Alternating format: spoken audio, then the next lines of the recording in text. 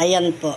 So, hindi ko na pinakita po yung tawag nito, yung paglagay ko ng toyo. So, ang toyo ko po ito. Radya, puro. And then, yung suka, same lang din siya.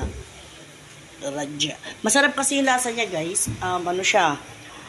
Manamis-namis siya. Tapos, may alat. As in, talagang ano.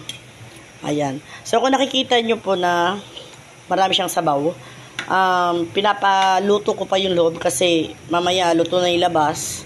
Tapos pagdating sa may bandang loob, madugo-dugo pa, di ba?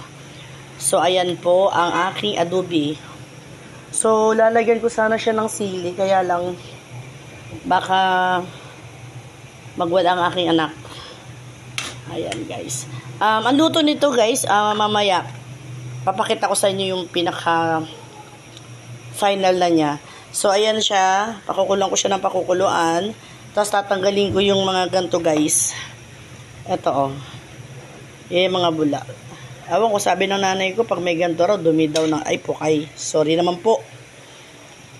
Dumi daw ng toyo or ng manok. Di ko alam. Pero inugasan ko naman siya, guys. Ito nga pala, guys, pag maglilinis pala kayo ng manok, ang gagawin nyo is, lalamasin nyo muna sa asin. Ganun lang. And then, kung may natitira kayong kalamansi na 2 piraso or 3 piraso, so, ang gagawin nyo is, pipigaan nyo siya. Tapos, babad nyo na siya ng konti. Tapos, konti asin lang ulit.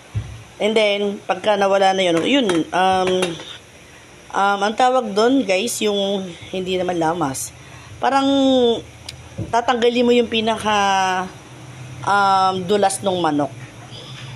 Ganon. So, ayan na, guys. Okay po, bye-bye.